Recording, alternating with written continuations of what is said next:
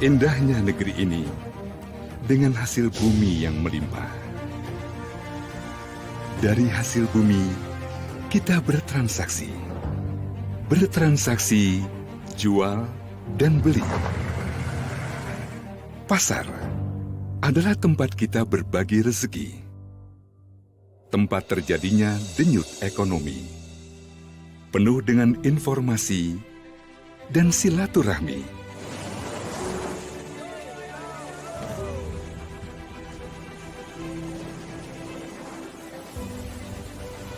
Hasilnya bisa kita nikmati. Kesejahteraan masyarakat harus didukung keuangan yang sehat. Karena itu, perbankan sangat penting bagi industri keuangan nasional. Kepercayaan nasabah merupakan faktor utama dalam industri perbankan.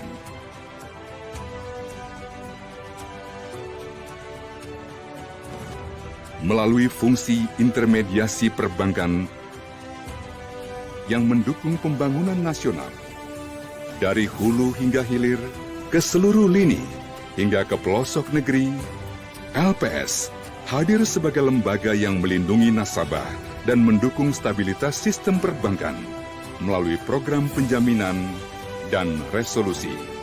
LPS turut serta memelihara stabilitas perbankan dalam pembangunan nasional demi kesejahteraan Indonesia di masa yang akan datang. Dari kita, untuk kita. LPS, aman, tenang, pasti.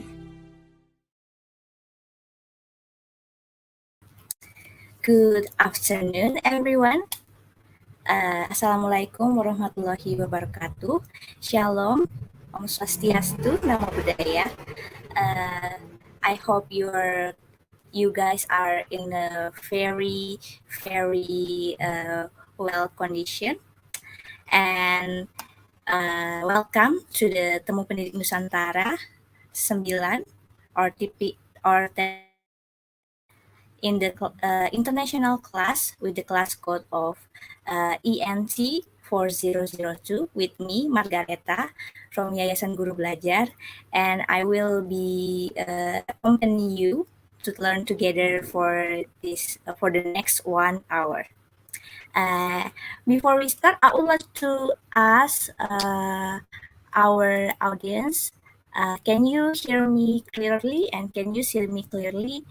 Please drop your comment in the YouTube comment so that let me know if you cannot hear me clearly.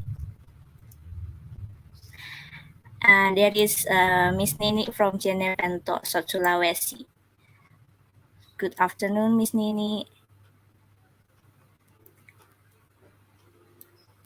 I hope you guys can hear me clearly. And then, so before we start, I would like to tell you that this event is organized by Yayasan Guru Belajar, Cerita Guru Belajar, Kampus Guru Cikal, and then also Kampus Pemimpin Merdeka, and lastly, Teach First Indonesia, and also sponsored by Lembaga Penjamin Simpanan or LPS, Wardah, and Nutrifood. So, I hope that our audience, our lovely audience out there, wherever they are ready to learn together with me for the next 1 hour. And do not forget to screenshot or quote the most exciting part that you find or the most insightful ideas that you find in this session. All right, so and also do not forget to share in your social media, in your Instagram, using the hashtag bergerak untuk berdampak, and also hashtag belajar di TPN 9, and also mention at Temu Pendidik Nusantara and at Teach First Indonesia. All right, so today we will be learning from a very cool teachers out there. There are Miss Anna Gower and also Mr. Aditya. Hello, good afternoon, Miss Hi. Anna and Aditya. Hi. How do you feel right now?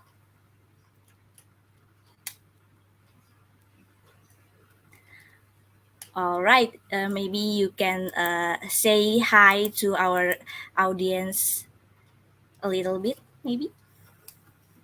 Yeah, hello. I'm in the UK at the moment. It's lovely to meet everybody, and I'm very much looking forward to sharing some ideas for music and the music curriculum with you soon. Hi everyone, I'm very excited to be here, and hopefully, although we are meeting online only, I hope that I can reach all of you. Thank you.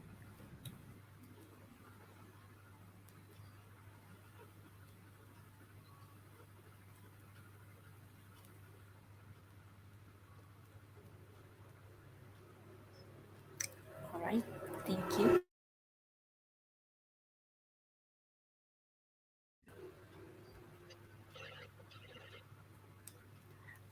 All right, thank you very much. And I am also accompanied by my co-moderator, Pak Zah, and he will be the one who organize our stream here for today's session. Okay, hi everyone. I'm Zainul Rahman from Universitas PGRI Banyuwangi, who will be the co-moderator for this session. And it's a very glad and a great honor to be here in Temu Pendidik Nusantara 9, because in this session we will have a very wonderful session with amazing teachers. They are Mrs. Anna Gower from United Kingdom, and there is also Mr. Aditya from Chicago School, Jakarta. Well, let me introduce you a little bit brief biography of the two speakers.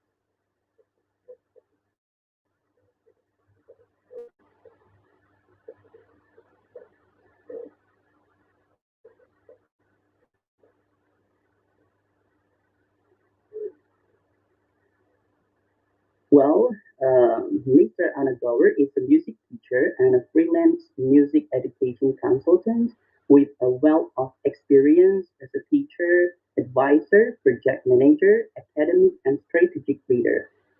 Well, the next one is Mr. Aditya is a person who is always passionate about the social side of the science subject he teaches and self-declaring himself as a challenging teacher. He adores the concept of learning as a collection of isolated knowledge. And currently, he has an experience of teaching. Four of them are in the School of Scholastica Jakarta. And aside from teaching, Mr. Aditya also published superhero light novels and comics from time to time, and currently owns an independent creative studio called Wonder Waffle Studio. Wow, that's very amazing.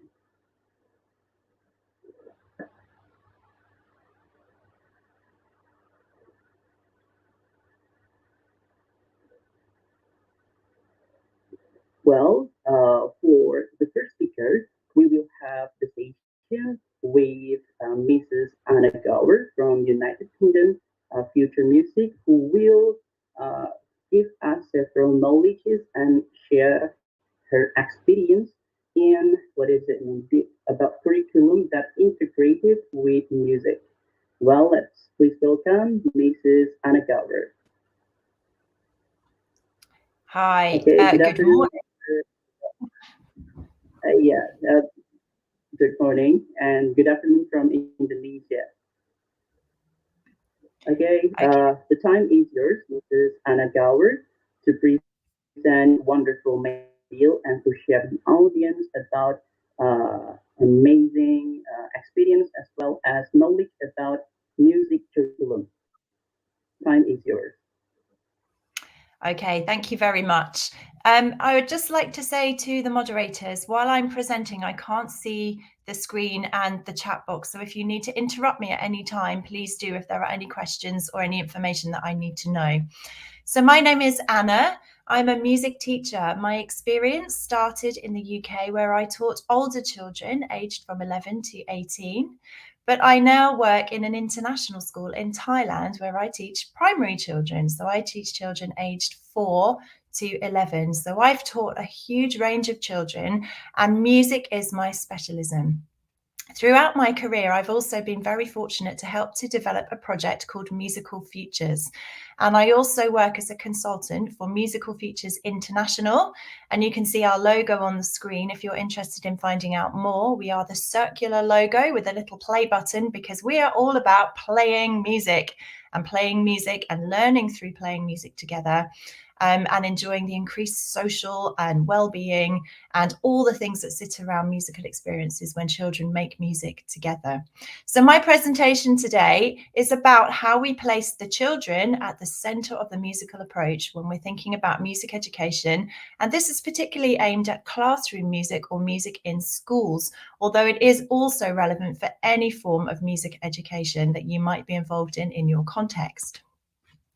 So some background for Musical Futures. Musical Futures was a project developed in England in 2003. So it's over 20 years old now, and yet it's still going strong across the world. And I hope that my presentation today will go a little way to explaining why it has become so popular with young people and teachers all across the world, wherever they are.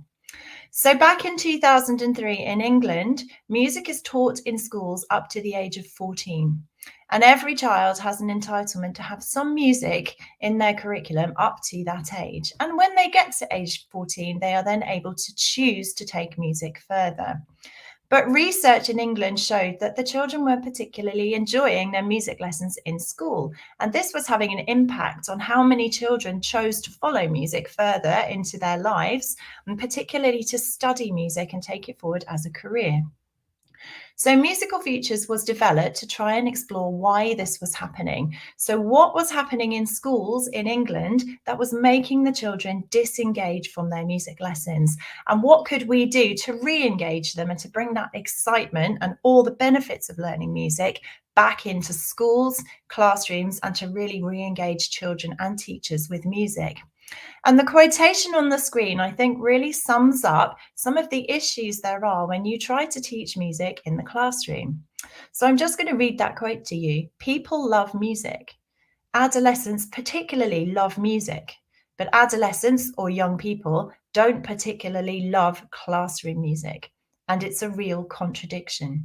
So we know that children and young people, and in fact, all of us, we love music, right? We all have one of these in our pockets.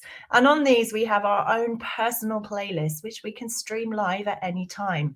We can play our favorite songs. We can explore and discover new music. We can share that with our friends. So Musical Futures aims to bring the passion and the commitment and the enjoyment of music that children have outside school into the classroom to try and get them better interested and engaged with music. So Musical Futures is not designed, I'll start with what Musical Futures is, and then I'll go into what Musical Futures isn't. So our quite complicated introduction, Musical Futures brings non-formal teaching and informal learning into the formal music classroom. And we will dig a little into what those terms mean in the context of music education shortly. So Musical Futures is a way of teaching music, and it builds on real-world learning practices of popular musicians. So popular musicians tend to play together with their friends. They play in groups, they hear a song, they go and teach it to themselves, they come together, they work through, and then they give a little performance informally to their friends. So the real-world learning practices, how popular musicians learn, and how we might bring those practices into the classroom to better engage the children.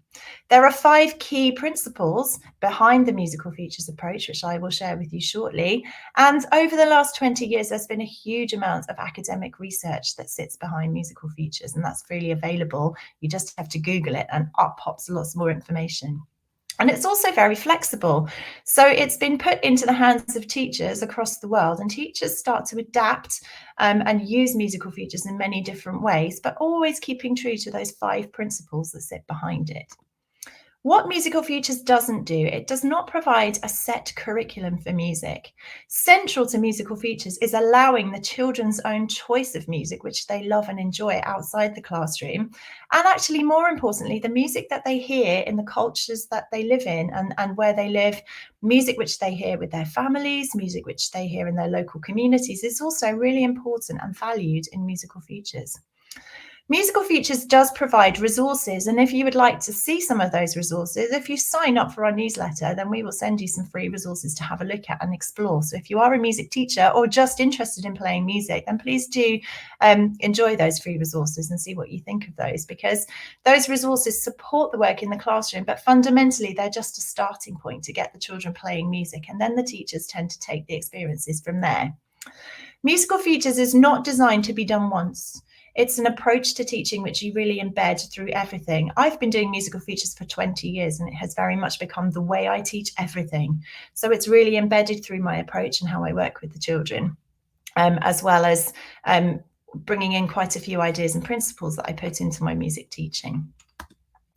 So let's just take a look at a couple of the terminologies that we use in Musical Futures. So when we talk about formal learning, we're talking about music being taught by adults, usually in a formal setting. So that might be a music school, a normal school, a college, but some kind of environment where you are going to learn, and the learning is taught by adults and the learning is transferred from adults to children.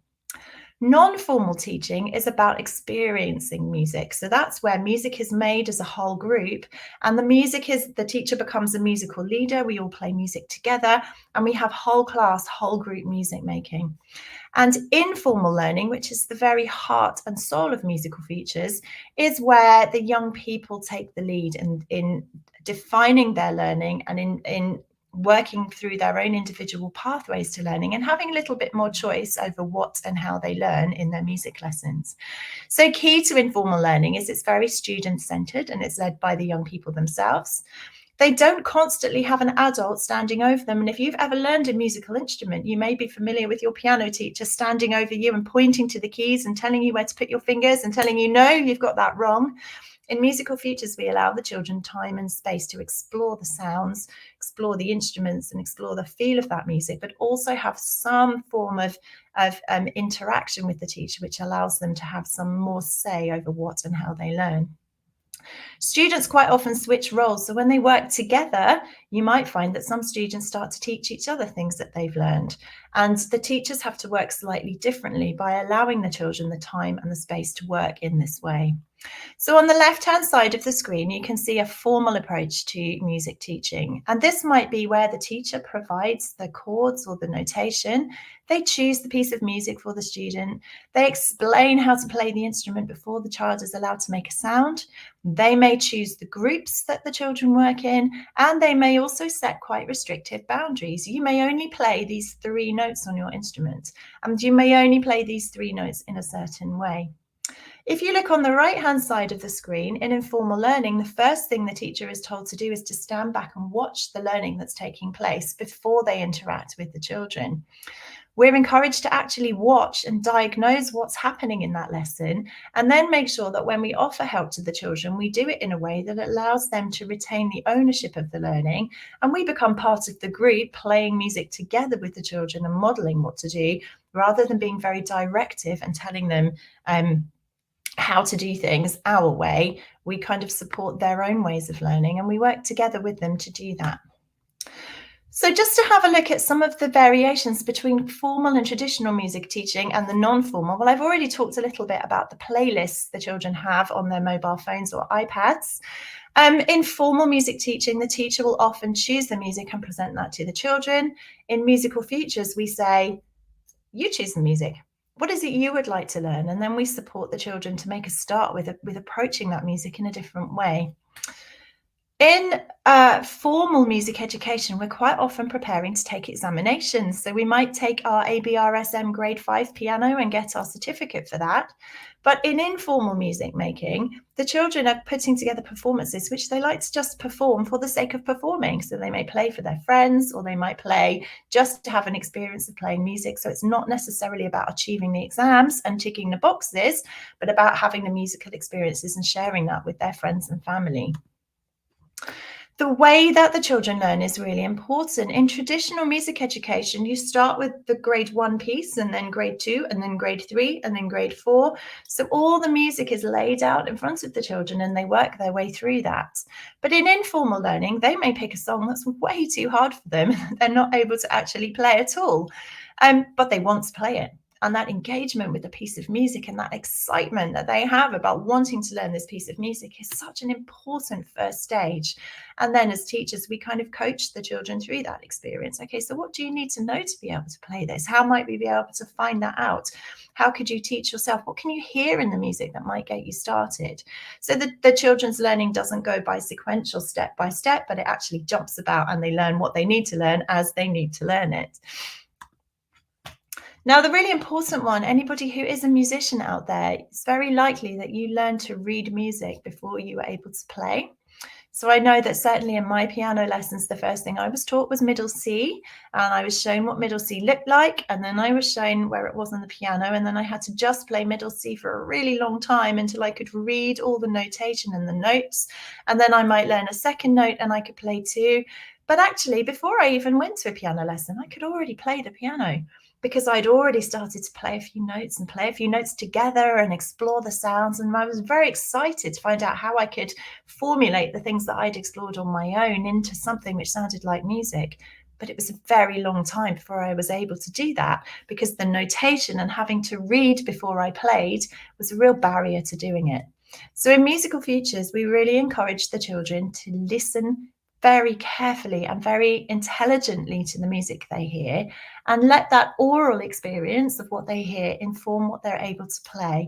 And we put that oral learning alongside the notation so that both the things match up, so that what the children hear is then represented in what the children can see, and then it makes sense to them and one starts to inform the other. But we really try to encourage the children to use their ears and to really think about what they're hearing and what that looks like on the instrument that they're playing.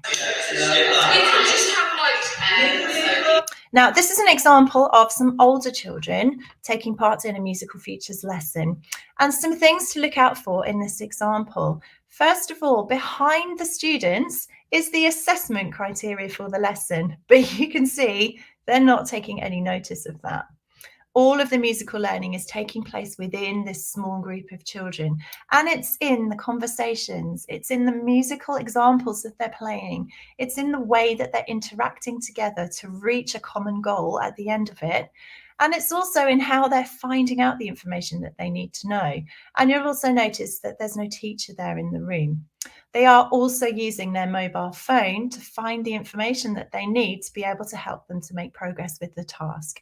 So I'm just going to play a couple of seconds of the children working, and then I'm going to play the outcome of what they came up with on their own without the continuous intervention of the teacher. So here's an example of them working together. We could change it, just have like a piano or something like this. Or we could not. I think so like we don't really have any sort of or we just bring it change the whole song with it.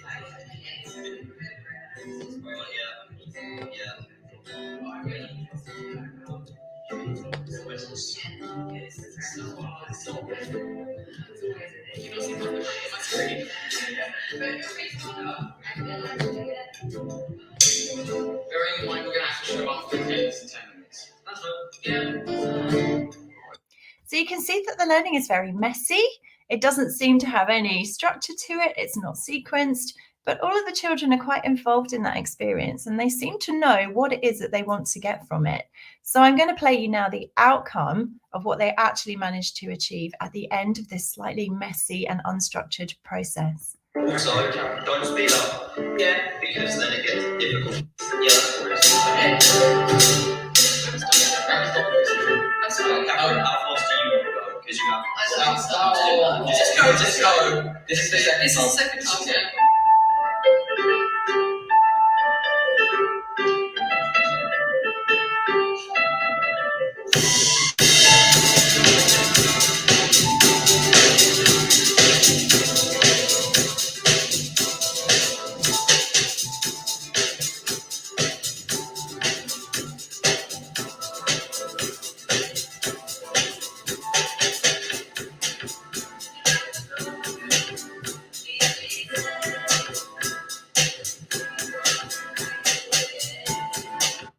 So what I love about that example is just how engaged all of those children are in the process. They each have their own defined roles in the group. They are trying to work towards the common goal. And when they start to play, you can see that every single child playing in that group is being musical about the way that they're playing. And they've put together that performance in their own way. Their journey through has been entirely unique to them and to their group. But what they've come up with in the end is a really valuable and solid musical experience.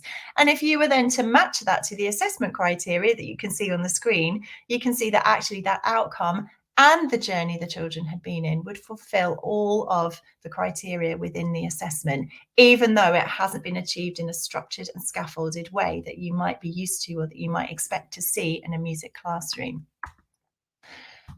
So developing musical features as a teacher is really important because we know as teachers we have a requirement to fulfill the curriculum ourselves. So we have to impart knowledge and understanding.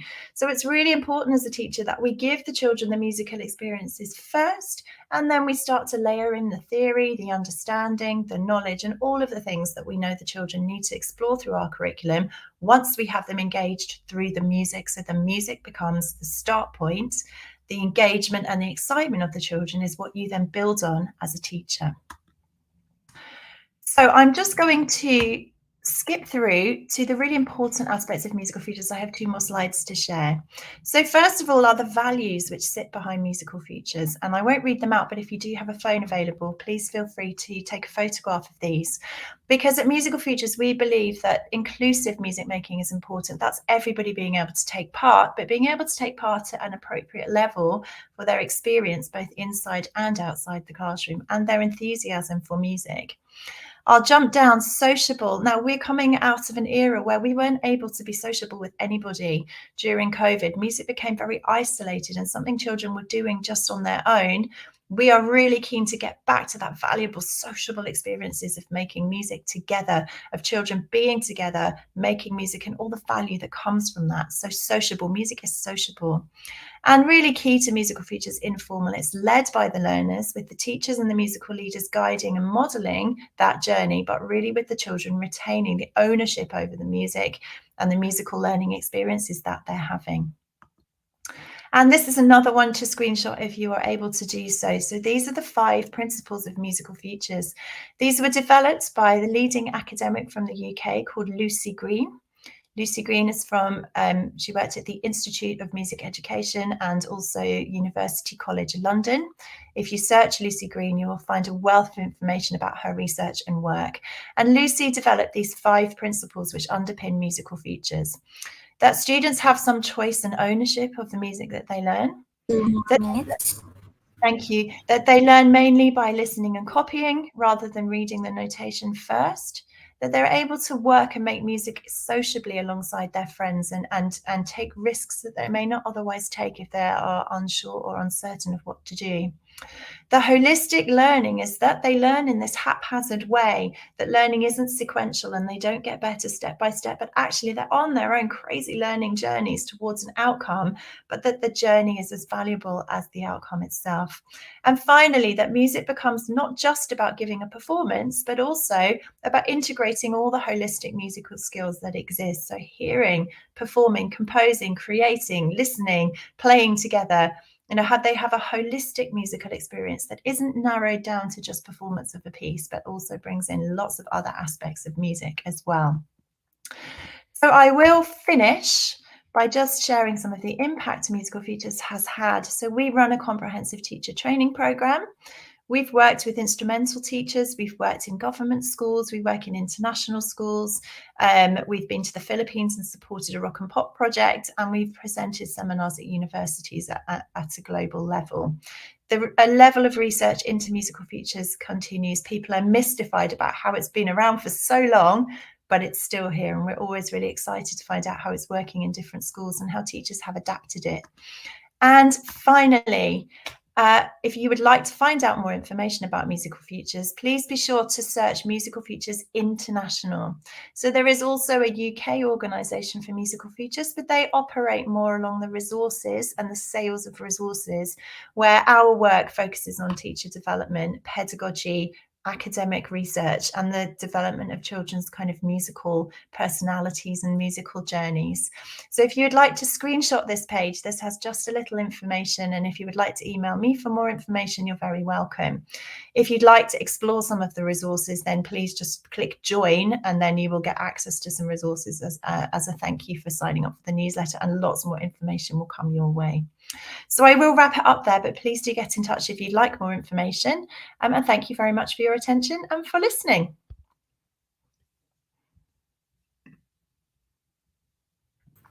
All right, thank you very much, Miss Anna. I got a lot of new insight of musical education, since I have not learned about music formally. So I got to know the difference between formal and informal approach of musical education, teaching and learning music. I see that there are some interesting comments and questions, but we can discuss it later after this. Thank you very much, Miss Anna. And also I also want to say thank you for my co-moderator, Mr. Zainur Rahman, who backing me up when I have technical issue. And then for the next speaker, we have Mr. Aditya from Scholar Cikal. And Mr. Aditya will share about the Jeopardy game for student self-assessment. Is that right? I think that's right. All right. Good afternoon. Afternoon, Miss Margareta. Okay, time is yours. Okay, I'll present my work.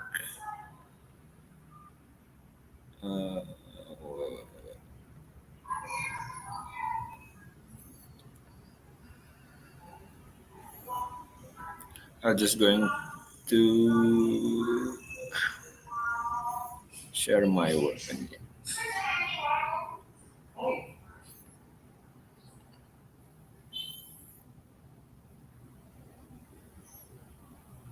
Is it visible now?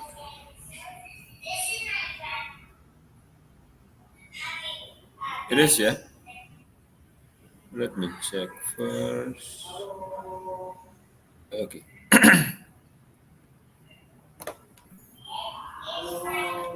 Okay, good afternoon, everyone. I'm excited to be here. Let me know if there are technical problem, as just in case you cannot see my screen and the presentation slide I'm presenting right now. So thank you for coming to my session. My topic is that Jeopardy game for students self-assessment. So the full title is kind of mouthful, but for the main content or main topic is that we're going to use Jeopardy to let students self-assess their own progress. So let's see. Just a quick introduction from me. My name is Aditya Nugraha Wardhana. I have experience in teaching, so it's about 8 years now. For right now, I'm teaching middle school science in Sekolah Cikal Jakarta in Lebak Bulus. But also, I have experience in, well, it's not it's not actually science stuff, but I have experience in teaching comic making, and also I have another one, environmental system societies and biology for the diploma program for the IB curriculum. And before that, before teaching in Sekolah Jakarta, Sekolah Cikal Jakarta. I taught in Sekolah High Scope Indonesia. So I have experience in teaching kind of middle and elementary level. So my lowest level was 4 and 5 for primary, which I taught science and also math. So they are close to my background as bachelor in biology. So just in case if you want to contact me, you can use this contact channel. So I have my email. You can use my Cikal email. I have WhatsApp and also Telegram. I have Instagram, and in effort to catch up with my students, trends, and also I think it's useful media for teaching and also sharing stuff. I also have TikTok. The main topic today for my session is what is Jeopardy? So perhaps you can share in the comment section. I mean, of course, you have learned about Jeopardy before, right? I mean, like you have heard it before. You have heard it somewhere. You have perhaps played with your friends. But what is Jeopardy itself? I mean, like, do you know what is the main idea of Jeopardy? Let me know. Go ahead. I'll give you 30 seconds.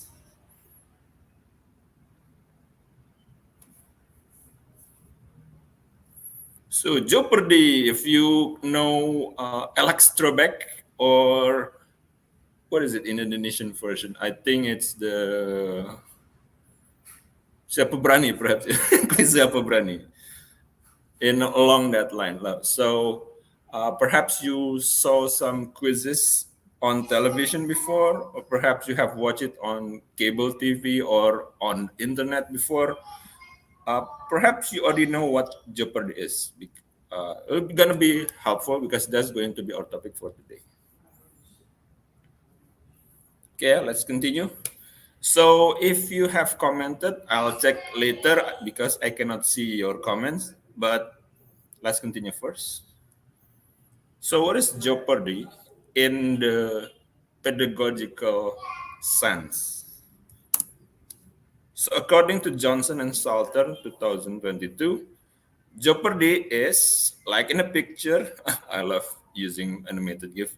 So it's a quiz game where different individuals or teams try to answer different questions. These questions are arranged based on categories and score level. For example, in the picture, we have dogs, game shows, magazine, things like that. But we have different reward per question. For example, the higher ups does $200, but the lower ups like $1,000. So the lower you go, the higher score you're gonna get, or the higher reward you're gonna get. But also they present higher risk. So it's not gambling. It's negotiation skills that you're gonna have to use to answer and win Jeopardy game.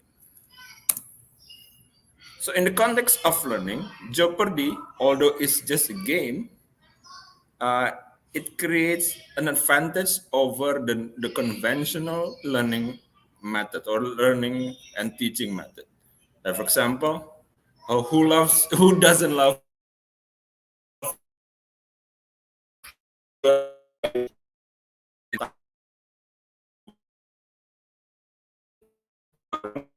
game-based learning that stimulates intrinsic motivation. So instead of their pressure to answer questions in a test, for example, students can enjoy the learning process. Even though the same process is similar to a test, they are asked to answer questions, so they get scores and things like that. But the way they have to answer, the context or the environment, is making them interested to do the learning itself, to do the process. And also number two, freedom for students to self-direct their learning. So if you are playing the game of Jeopardy, you are allowed to choose any questions, and those questions give you the reward. So for example, you don't want to go to 100, you want to go to 800 instead. Go ahead.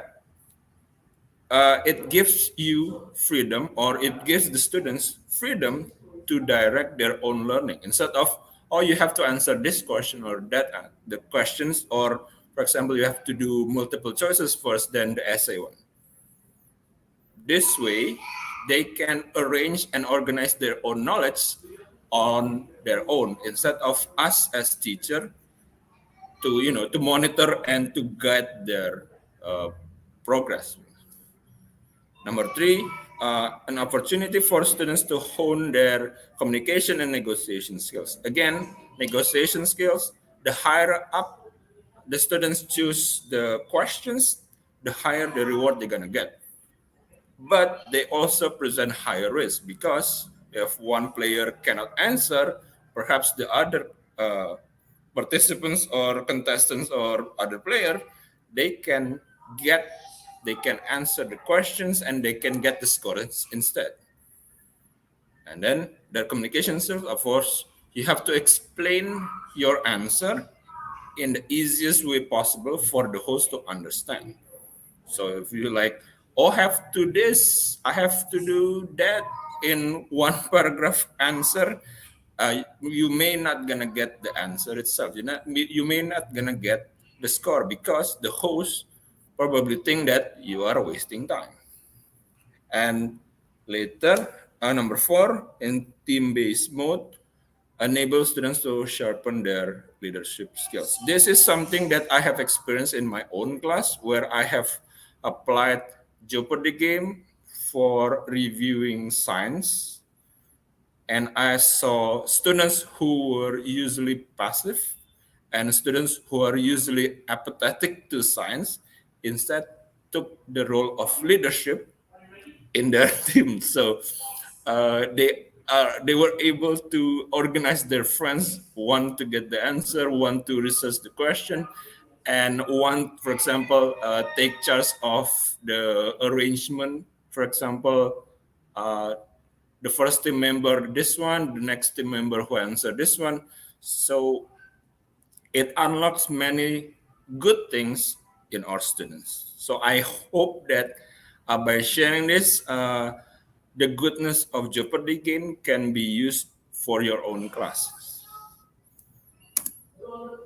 Yeah, in the context of critical learning itself, Jeopardy offers the following in the context of critical learning objectives. So demonstrate the acquisition and development of the skills, technique, and relevant discipline, apply relevant disciplinary knowledge, and also use terminology. So, for example, they don't use I guess, but they use I hypothesize. So they use the correct scientific knowledge with the correct scientific terminologies to answer the question.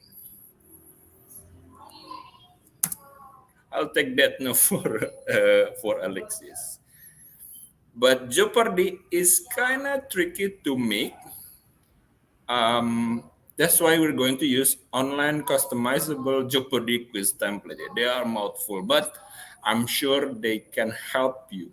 Instead of you making Jeopardy on your own template on PowerPoint, for example, you can just fill the boxes, empty boxes into the template, and then you just play the game. I mean, like exactly. Example that I have used is Jeopardy Labs. I'm going to show you later. Of course, there are pros and cons, negative and positive impact. The pros, of course, they are readily available template. You don't need to make the boxes. You don't need to make them animated movement for each boxes. You just do it and then fill the boxes and do it yourself. For the Jeopardy Labs, they are easy and free access for the accounts. You don't even need to make an account. You just put the name and then put the password, and then you're done. You just fill in the questions later. Of course, there are cons. So since it is online, you need internet connection and some features. For example, if you want to add pictures into the questions, you cannot at the moment, but if you want to do it, you have to pay for the premium category. But the basic features are I think it's good enough. So let's see.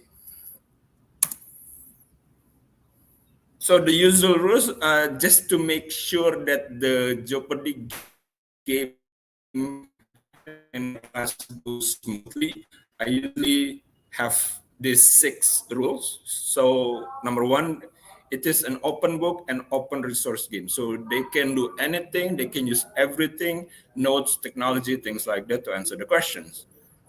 But they have to do it in a group. For example, boys versus girls, rows of table, for example, the first row versus the second row and the third and the fourth. And also they have to answer in turn. So for example, student A have done the first round. They cannot do it again because student B will have to do it. So it gives enough and equal opportunity for all students, including those who were usually passive, to at least force them to be active. And also they have only 30 seconds to answer for a deadline, but also they have 1 minute if the questions require them to do, for example, calculation. And if they cannot answer under that deadline, other groups can answer them. So they can take it, like in a sudden death. And lastly, if none of the groups after 3 rounds can answer the question, yeah, we're gonna skip. So it keeps the excitement, and also we're gonna keep the game from wasting time itself. So here's the example of what I did in genetics class for Year 9 Science. As you can see, I've divided the boxes into 5 categories: DNA, RNA, central dogma, mutation, but also I have divided for the scores 100 until 500. Like this. You can open it per box, per score, and then it will give you the first question, variation of genes for a trait. And then if you think the participant answered it correctly, you can open it again and reveal the question. For example, here, allele. In this one, this is the raising awareness, also related to genetics. This is for SDG, so Sustainable Development Goals, related to the United Nations goal. So we did it also, but this one only, it's still introduction, the goals, the raising awareness, the subject itself, and also what do they know about the challenges of SDGs. And let's check it, but before, I'll tell you what's next for my plan in using Jeopardy, especially using Jeopardy Labs template. For now, I have used them to review science topics. So they are the participants. My students are participants. I'm the host. But for next one, I'm going to be the player, or at least the students will be the host and also the designer, and then they can check my or check their friends' understanding. So the role will be flipped. Example them I'm going to show you, but next. The quote is from Mr. Rogers, in case you already know. Play gives children a chance to practice what they are learning. So won't you be my neighbor? Okay, I'll show you the example. I hope you can see this. So this is an example of Year 7 General Science and Knowledge Jeopardy game. But first I go here. This is the main page of Jeopardy Lab.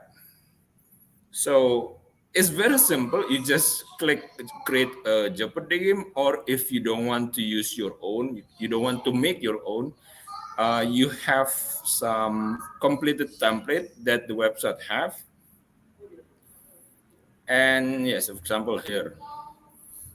But again, if you want to use it, just click create and create a password. That's it. it's very simple. But again, if you want to do to go with the premium Jeopardy Labs membership, you can use it, but it's $20.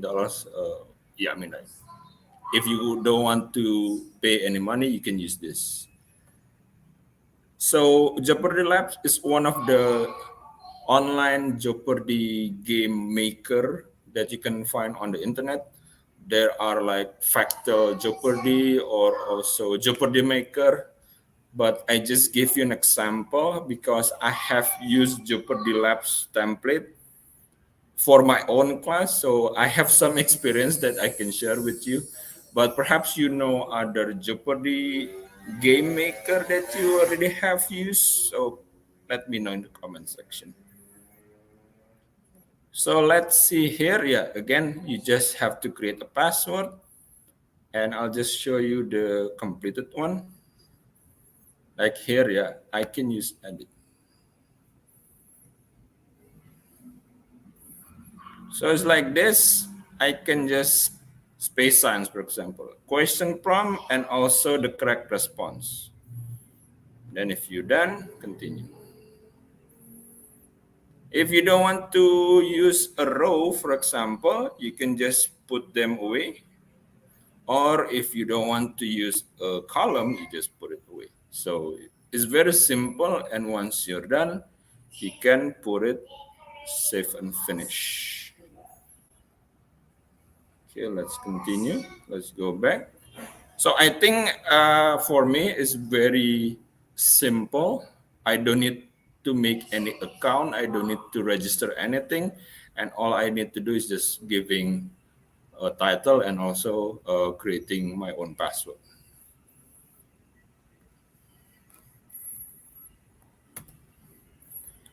Let's review. Perhaps in the comment section, you can write your takeaway from this session. Are you going to use Jeopardy game quiz, especially the online one that I have shared, in your own class? Or perhaps it's too challenging? Do you need help to apply it? Or perhaps do you have any question in applying Jeopardy game other than in the science context, for science, especially genetic and things like that? So let me know in the comment section. Go ahead.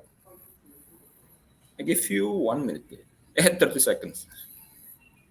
So what's your takeaway from this session? I hope that this session is useful enough for you to enrich your teaching method so that you'll have more, arsenal in your pocket to engage your students. Okay. Thank you from Alex Trebek. And lastly, again, if you have any question, you can ask me in the comment section. And here are the references. I use Gower 2022, Johnson and Salter 22, and Pence 2009. Okay. All right. Thank you Yeah, very thank much, you. Mr. Aditya, for sharing for sharing us a very wonderful knowledge and experience about Jeopardy game, which is very excited for the students to learn, especially learn while playing game. Exactly. It's very kind Yes, of you to double share it points. with us. Thank you. Yes, you know that currently students all over the world very like game-based learning, and that's why we need Jeopardy game to be one of the solution in the learning session.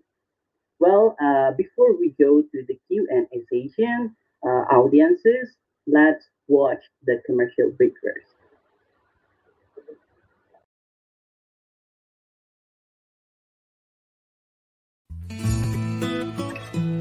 Saya penjual batik.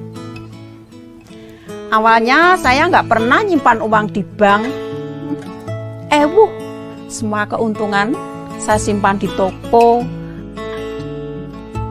Kalau di rumah ya saya simpan di bawah bantal. Semenjak kena kebakaran, uang saya hangus semua sampai ludes. Habis. Semenjak itu saya sadar saya harus nabung di bank, nyimpen uang di bank. Ya, biar aman dan tentram. Ya, pastinya bank kita ya harus ada yang jamin, ya toh? Simpanan Anda di bank dijamin hingga 2 miliar rupiah.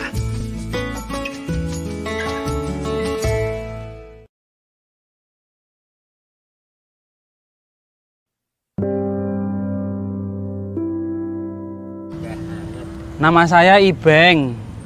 Dulunya saya karyawan. Tapi kena PHK. Kok ya nggak kepikiran buat nabung. Nggak tahu kenapa males. Saya coba usaha angkringan. Alhamdulillah rame.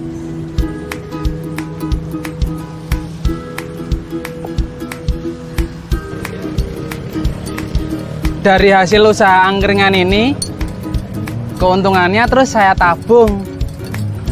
Tapi nabung juga nggak sembarangan. Harus di bank.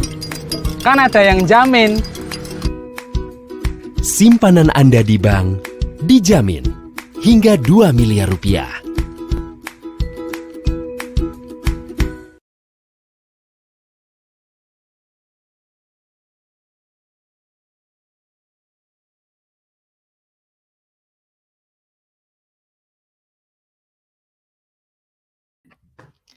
Hi, I think if there's anybody still left, I'd really like to answer some questions, if that's okay. Is there anybody still there to? All right. Yeah, they're still here. Great. Okay, because there were a couple of. Hello. Oh. Okay, hello. My internet seems unstable, miss.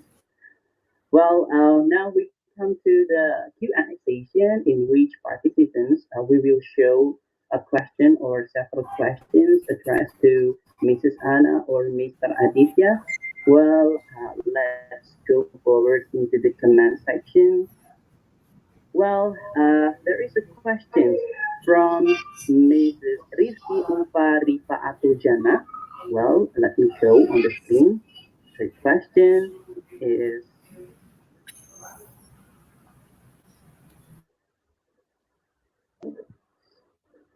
still loading. Okay. Can I jump in and answer the question? Yes, please.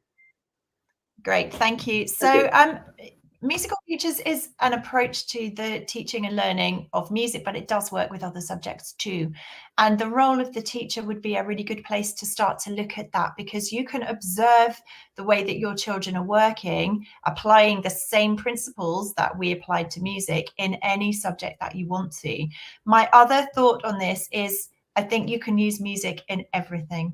So, you know, bringing music in to an English lesson or a science lesson or a geography lesson or anything that you're teaching is a fantastic way of engaging the children and enriching the experience. So two answers to that question. Take a look at the role of the teacher in Lucy Green's original research. And also, if you want to use some music, then we have resources that can support that. Oh, all right. So, what is it? Being able to play music is not really necessary for teachers or students in musical futures. So the way that the music integrates or included in the curriculum is the thing. All right, I got the point. Thank you so much, Mrs. Anna. Well, for the next one.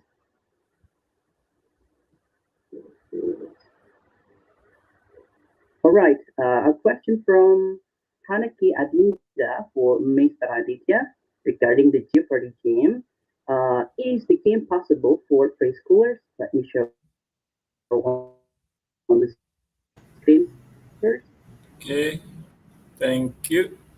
For preschooler, since it doesn't have options for pictures included into the questions, I don't think it's possible, but it's not going to be that interesting for preschoolers. For example, they need pictures, big colorful picture, for example. You cannot do that at the moment. But if you want to use the membership, the lifetime membership for Jeopardy Labs, or you want to use other Jeopardy game maker that you can find, go ahead. But for Jeopardy Labs itself online, it's not going to be that appropriate for preschoolers because, yeah, for one thing, it doesn't have the options to include big, colorful pictures into the question. Thank you. All right, thank you for the answer. And the next question, Mr. Aditya from Mrs. Rizky Ulfia. Well, I'll show the questions regarding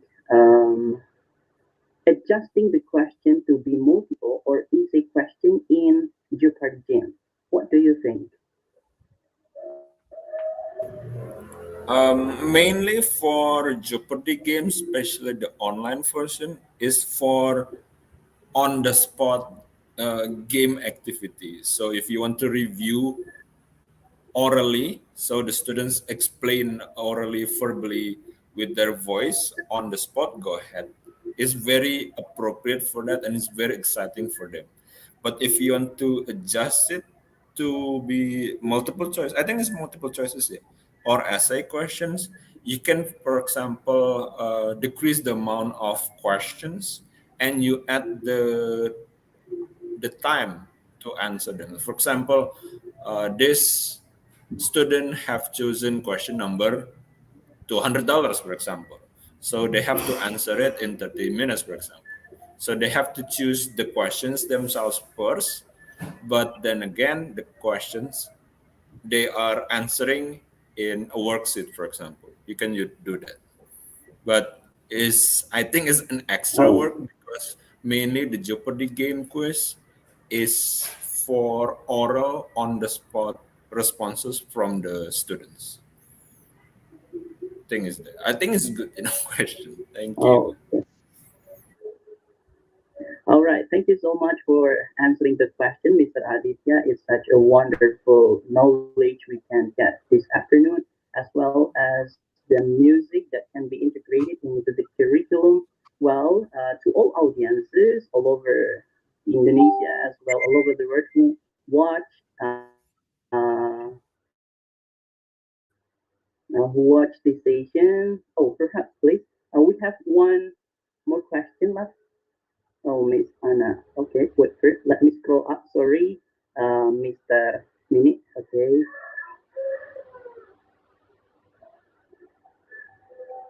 All right. Mrs. Anna, there is one question left from Mrs. Minute. Okay, I will show up the question first. All right. So she is an English teacher at junior high school. There is one topic in her subject, namely song. So how does she teach song material to her students meaningfully after knowing the knowledge of integrating music into the heart of the curriculum? Yes, so we have lots of ideas and resources that could help with that. And if you're able to email me, I'd be very happy to send those to you. But very quickly, so many different ways to integrate songs. So for example, rapping. You are getting the children to choose rhyming words and organizing those words into order and wrapping them in time with rhythms and adjusting the words to make them fit to the scansion and the rhythm of the language. We have lots of little backing tracks, which the children can then write their own lyrics and learn about song structure.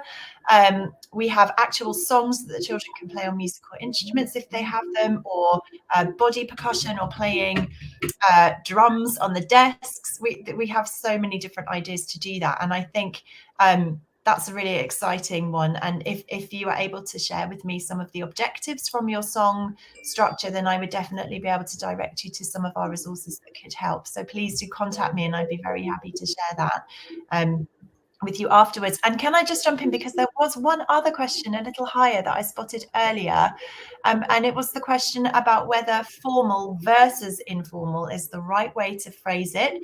In my longer presentations, I do show an example which suggests that whilst we try to help teachers That's the one, thank you. Whilst we try to help teachers understand the difference between the formal and the informal approaches to music, in the longer presentation, we have a spiral which says, good teachers weave their way between both approaches to put together the best program, curriculum, and examples for their students. So thank you for raising that.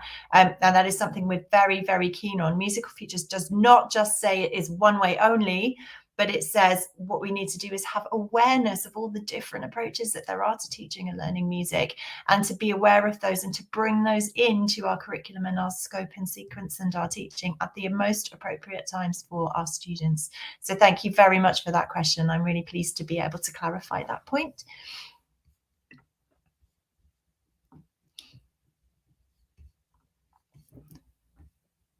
I think we've lost our moderator.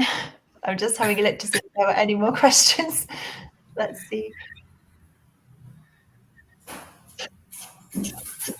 I think there's one for me. Thank you for the Oh, answer yeah. to for our enthusiastic audiences. Like there are lots of questions, and Mr. Aditya and Miss Anna did a great job in answering. And then I guess it's the end. It's near the end of our session. And for the audience, for the YouTube watchers, I would like to ask you guys and together with me to do reflection. What did you learn from today's session, or what is the most insightful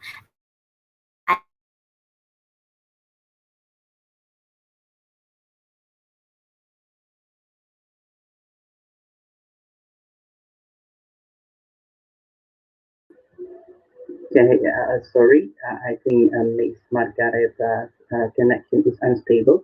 So, after earning a very wonderful knowledge and experience from Mrs. Anna as well as from Mr. Aditya about Jeopardy game, all right, sorry. and also about future music. And then also, I will remind you one more time for the audience to do screenshot, and also the exciting parts are insightful ideas, and post them on your social media, your Instagram, with the hashtag of bergerak untuk berdampak, and also hashtag belajar di TPN 9, and mention at Temu Pendidik Nusantara, and don't forget to tag also at Teach First Indonesia. I think that's all from me. Mr. Zainur, do you want to add something? Okay, all right. Thanks for the audiences. Don't forget to post your quality or exciting parts from this session. And don't forget to be one of 100 lucky people who can get the voucher from this session, especially Temu Pendidik Nusantara 9, by filling the form, the survey form, bit.ly/survey that is meaning LPS. Okay, don't forget that. And the next one, I'd like to say thank you very much to the audiences as well as our wonderful speakers, Mr. Anna Gower and Mr. Aditya, who shared a lot of knowledge and experience in this session. Hopefully, to all educators in Indonesia can earn and implement the skill as well as the theory that has been. Well, I think enough for conversation. Would you please to have a capture of us, please? So the audience may take a screenshot. Okay, I'll count back from 3. 3, 2, 1. Okay, thank you.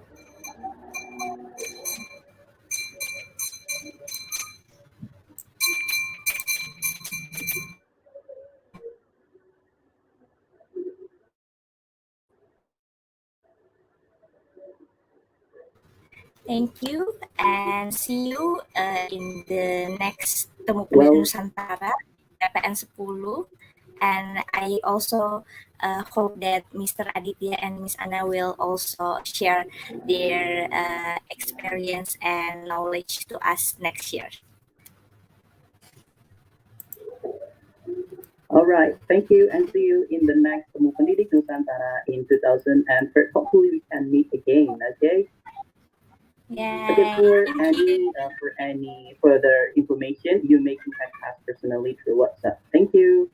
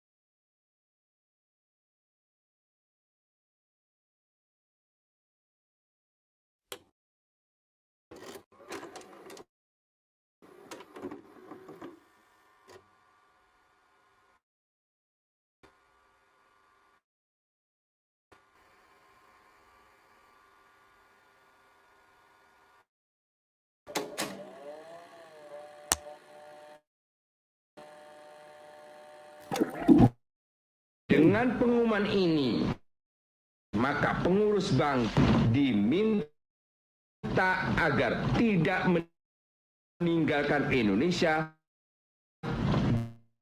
guna penyelesaian likuidasi.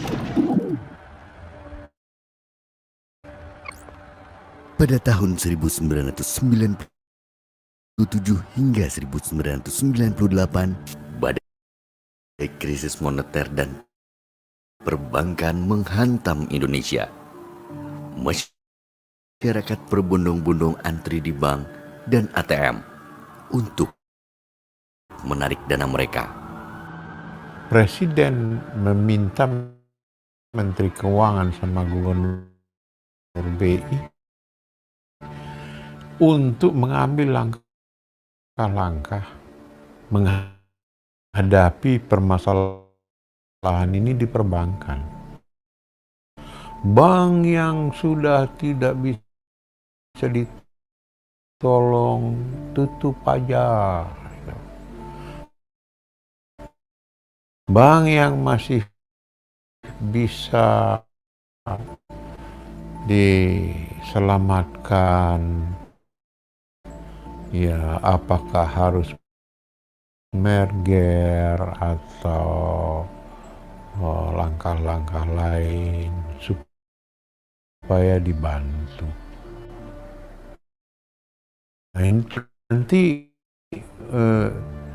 bulan November itu dicabut izin 16 bank. Kekacauan terjadi di mana-mana. Situasi chaos ini disebabkan hilangnya kepercayaan dari masyarakat terhadap perbankan. 16 bank saat itu kolaps.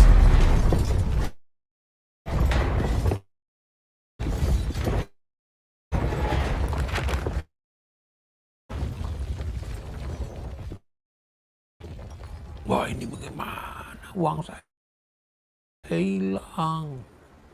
Bayangkan kalau orang waktu itu uang ratusan juta aja udah besar sekali. Sehingga bulan Desember itu ada surat dari Mensesnek ya kepada BI dan Menteri Keuangan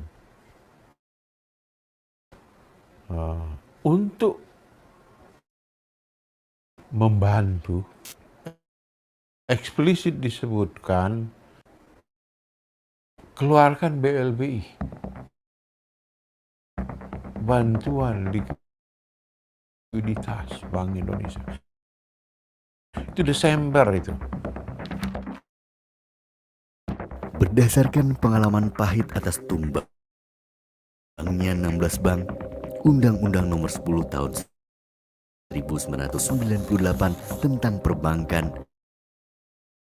dikeluarkan. Saya melihat BPPN itu selalu babak belur berhadapan kalau diadu dengan Undang-Undang KUH Perdata. Saya kemudian bilang,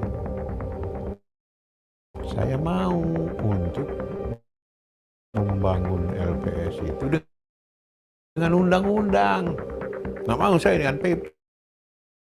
Gitu. Pada 22 September 2004, Undang-Undang Republik Indonesia Nomor 24 tentang Lembaga Penjamin Simpanan disahkan.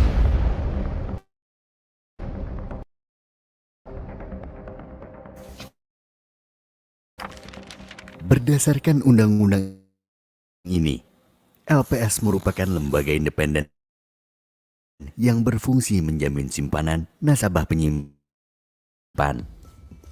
Lembaga ini pun turut aktif dalam memelihara stabilitas sistem perbankan sesuai dengan kewenangannya.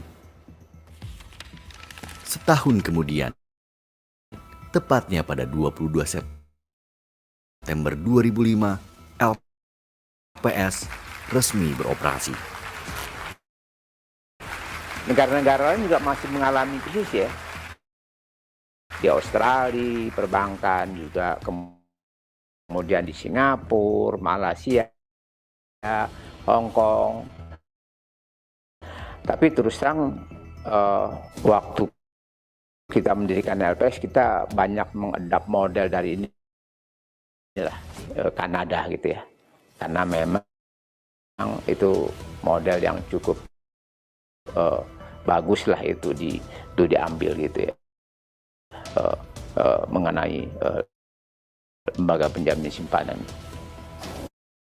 Jadi waktu itu memang pemerintah tuh sudah menyiapkan, ya kan, undang-undang LPS. Saya ingat waktu saya di perasuransian di Kementerian Keuangan, tugas saya memang selain katakanlah melakukan pengawasan, juga tugas lainnya adalah diminta menyiapkan undang-undang LPS.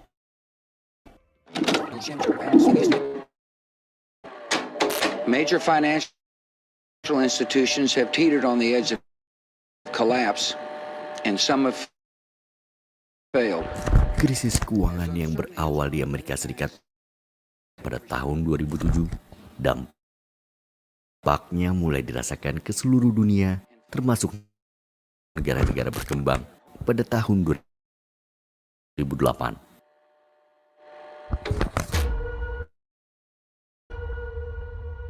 Di Indonesia, imbas krisis keuangan tersebut mulai terasa terutama menjelang akhir 2008. Dampak krisis keuangan global yang paling terasa adalah ketatnya likuiditas di pasar uang antar bank, penurunan harga saham yang tajam, potensi meningkatnya kredit bermasalah, serta derasnya aliran modal keluar yang menekan nilai tukar rupiah.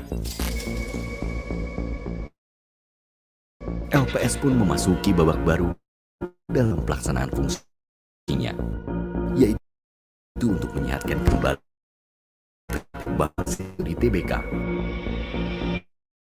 Upaya yang ditempuh nyatanya berbuah manis.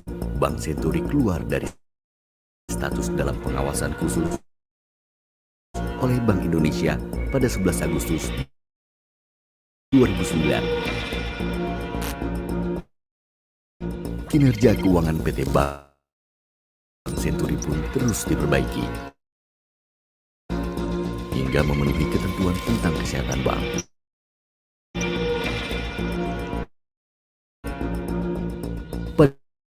Pada akhirnya, sejak 3 Oktober 2009, Bank Senturi secara resmi berganti nama menjadi PT Bank Mutiara TBK.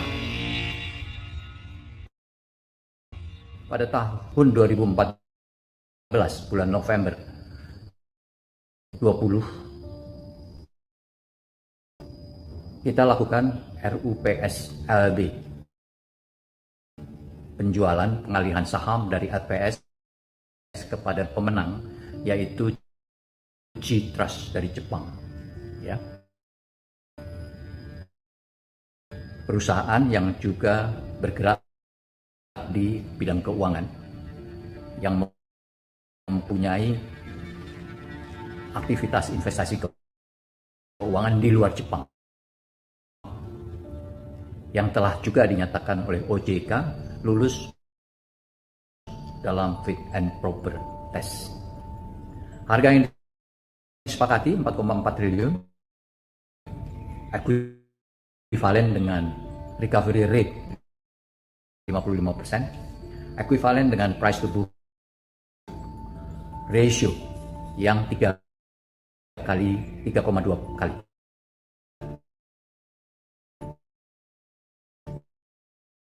Ya.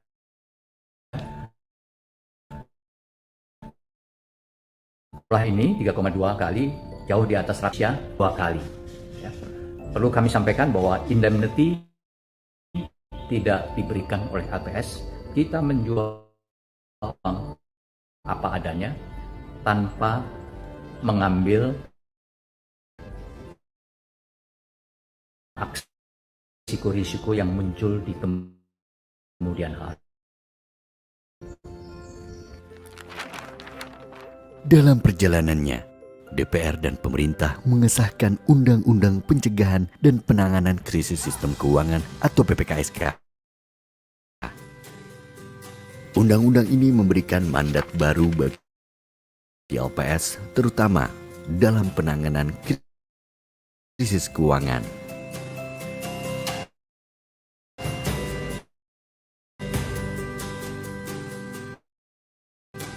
Sidang paripurna Dewan Perwakilan Rakyat pun menyetujui pengesahan Undang-Undang PPKSK secara aklamasi pada 17 Maret 2016 dan diundangkan pada 15 April 2016. Undang-Undang PPKSK juga memberikan kesempatan kepada LPS untuk masuk lebih awal ke dalam bank sistemik yang mengalami permasalahan solvabilitas. Langkah ini tentunya untuk menentukan resolusi penyihatan yang tepat. Dengan sekarang disahkannya Undang-Undang PPKSK,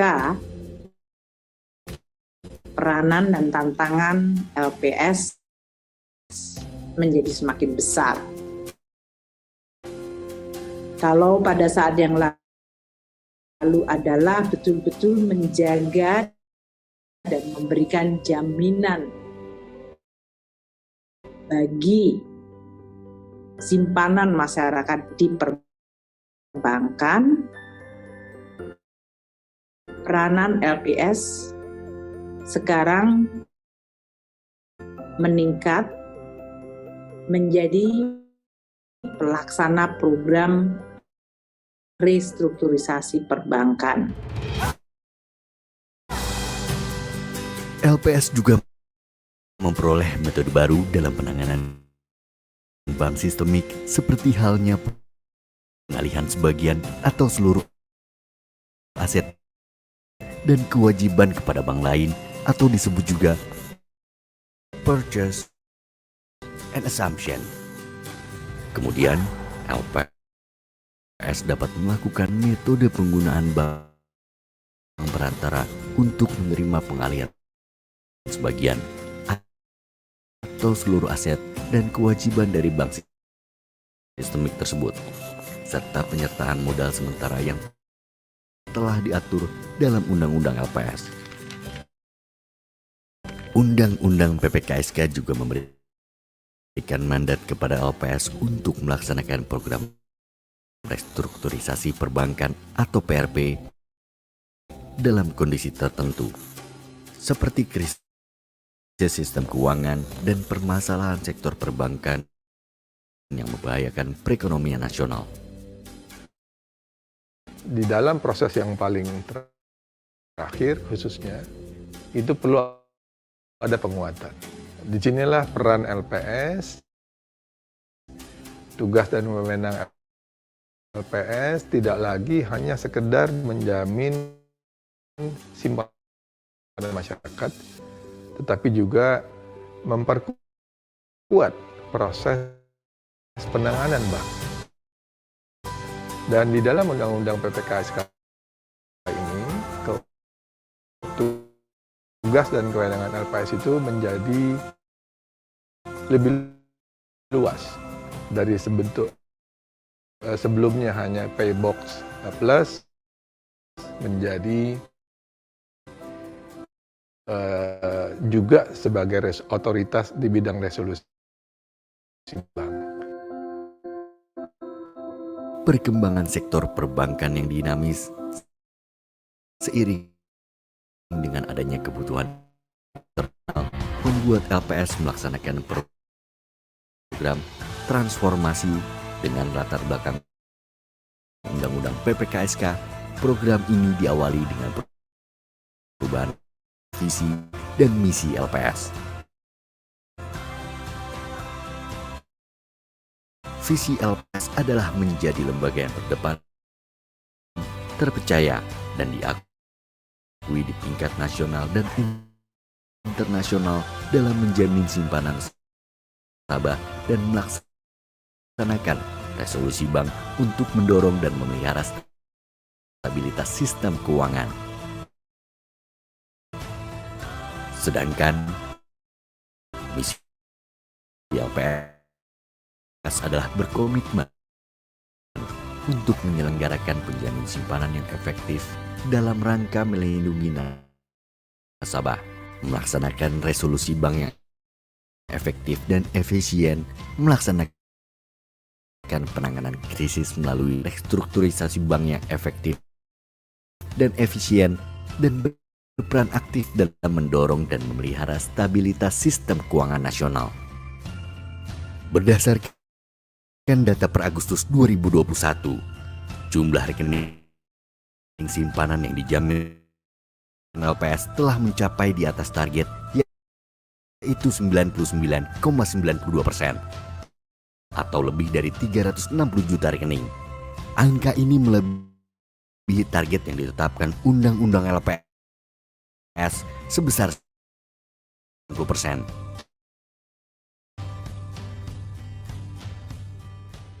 Jadi sekarang saya tidak takut lagi buat nabung di bank yang lain, dikarenakan ada penjamin yang namanya LPS. Saya merasa senang. Ternyata itu benar-benar LPS itu menjaminnya 100%.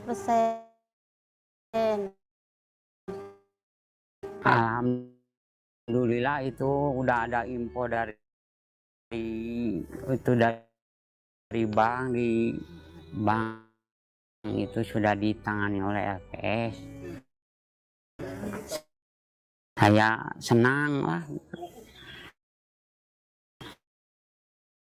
Terima kasih kepada LPS. LPS yang menjamin uang kita. Terima kasih LPS. LPS bersama anggota KSSK, yakni Kementerian Keuangan, Bank Indonesia, dan OJK melakukan koordinasi dan komunikasi secara intensif demi terciptanya sinergi kebijakan untuk menjaga stabilitas keuangan dalam rangka mendorong pemulihan ekonomi nasional. Di usia 16 tahun ini, LPS berkomitmen untuk terus berinovasi dan memperbaiki diri, karena kami sadar amanah yang diberikan dan tantangan yang kami hadapi semakin berat. Kami berkomitmen untuk menjaga kepercayaan nasabah perbankan melalui program penjaminan simpanan dan resolusi bank. Pada kesempatan ini, izinkan saya mengucapkan terima kasih kepada seluruh masyarakat Indonesia atas dukungannya kepada LPS. Kami juga mengapresiasi pemerintah, DPR RI, regulator, dan industri perbankan yang telah bekerja keras bahu-membahu dalam menjaga stabilitas sistem keuangan dan mendorong perekonomian nasional.